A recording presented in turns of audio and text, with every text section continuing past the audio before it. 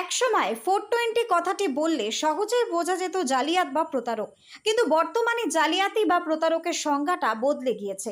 বর্তমানে ইন্টারনেট দুনিয়ার প্রতারকের সংজ্ঞা আর 420 এক নয়। বর্তমান বিশ্ব ইন্টারনেটের দৌলতে এখন হাতের মুঠোয়।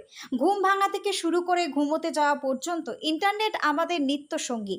তা শিক্ষাক্ষেত্রেই হোক বা চিকিৎসা স্বাস্থ্য কিংবা বিভিন্ন বিনোদনমূলক প্রোগ্রাম, সবেতেই কিন্তু এই ইন্টারনেট আমাদের কাছে বহুল চর্চিত বিষয়। বর্তমানে মানুষ এতটাই কর্মব্যস্ত, তার বিভিন্ন ক্ষেত্রে টাকা পয়সার লেনদেনও করছে ইউপিআই এর মধ্যে দিয়ে। আর এখানেই এক শ্রেণীর প্রতারক যারা জালিয়াতি করার জন্য ফাঁদ পেতে রয়েছে। কেবল তাই নয়, বিভিন্ন ক্ষেত্রে ওটিপি প্রয়োজন হচ্ছে, আর সেটাকেই কাজে লাগাচ্ছে এই প্রতারকেরা। বর্তমানে মোবাইল, ডেস্কটপ, ল্যাপটপ, আইফোন দৈনন্দিন জীবনে এই সবের সৌজন্যে, যেখানে অগণিত অ্যাপস প্রত্যেকটি মুহূর্তে আমার আপনার বিভিন্ন তথ্য জেনে নিচ্ছে, আর তাতেই বাড়ছে সাইবার জালিয়াতি। ভারতের পরিসংখ্যান বলছে 2019 থেকে 2020 সাল পর্যন্ত কোভিড পিরিয়ডে সবথেকে বেশি সাইবার ক্রাইমের শিকার হয়েছে। গোটা বিশ্বের দিকে চোখ বোলালে দেখা যাবে গোটা বিশ্বের নিরিখে ভারতের সাইবার জালিয়াতি পরিসংখ্যান সবথেকে বেশি, যা দেখে চক্ষু চরক গাছ হতে বাধ্য। প্রতিনিয়তই এতই সাইবার জালিয়াতির ঘটনা ঘটে চলেছে, যার প্রেক্ষাপটে প্রশাসন নড়ে চড়ে বসেছে। ঠিক এমনই ঘটনা গোঘাট প্রশাসনের উদ্যোগে আজ বেঙ্গাই অঘোর কামিনী প্রকাশচন্দ্র মহাবিদ্যালয়ে ছাত্রছাত্রীদের নিয়ে সাইবার ক্রাইম সচেতনতা নিয়ে এক কর্মসূচি আয়োজিত হয়। এই কর্মসূচির মূল উদ্দেশ্য হলো আজকে যুব সমাজ থেকে শুরু করে সমস্ত স্তরের মানুষদের এই সাইবার সচেতনতার বিষয়ে সম্যক ধারণা দেওয়া। শুধু তাই নয়, যদি কেউ সাইবার ক্রাইমের ফাঁদে পড়েন তাহলে তিনি কি করবেন, এবং যাতে করে সাইবার ক্রাইমের ফাঁদে না পড়েন তার জন্যই বা কি করণীয়, এসব বিষয় নিয়ে আজ এই সচেতনতা কর্মসূচি। গোঘাট প্রশাসনের আগেও একাধিক সাইবার সচেতনতা কর্মসূচি আয়োজিত করেছে। আজ একইভাবে বেঙ্গাই কলেজে এই সাইবার ক্রাইম সচেতনতামূলক কর্মসূচি আয়োজন করেছিল।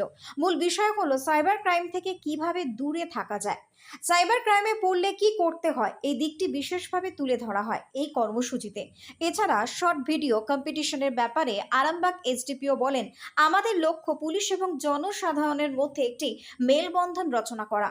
শুধু তাই নয়, আমরা সকলেই যে সমাজবদ্ধ জীব, আমরা যে একে অপরের পরিপূরক, এই দিকটি বিশেষভাবে নজরে রাখা আমাদের একান্ত কর্তব্য।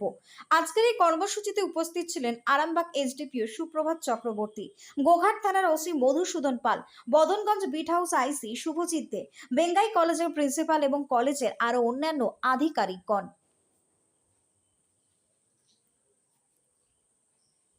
Bureau report. একটা কোড আসছে, একটা কোডটা দিয়ে দিন, এক্ষুনি আমি আবার সচল করে দিচ্ছি। আপনার কেউ মানে ইয়ে হয়ে গেছিল, আপনার মানে ব্যাংকে অনেকদিন আসেননি তো ওই জন্য।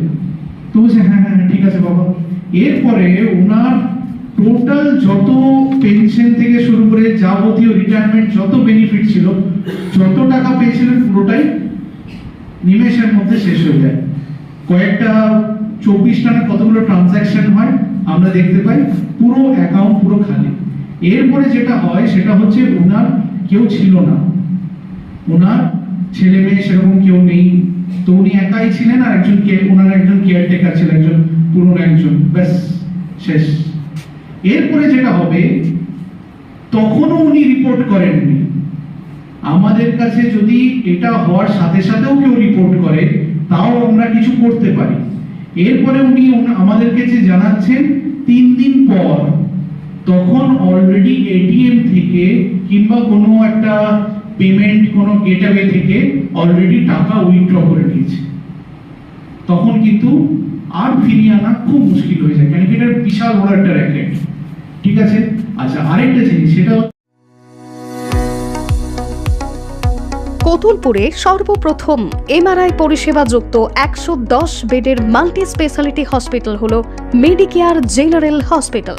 স্বাস্থ্যসাথী মান্যতাপ্রাপ্ত এই হসপিটালে রয়েছে AC, non AC cabin, modern OT, ICCU, NICU, micro surgery, dialysis বিভাগ, ব্রেন ও spine surgery, cancer surgery, lift সহ নানান পরিষেবা।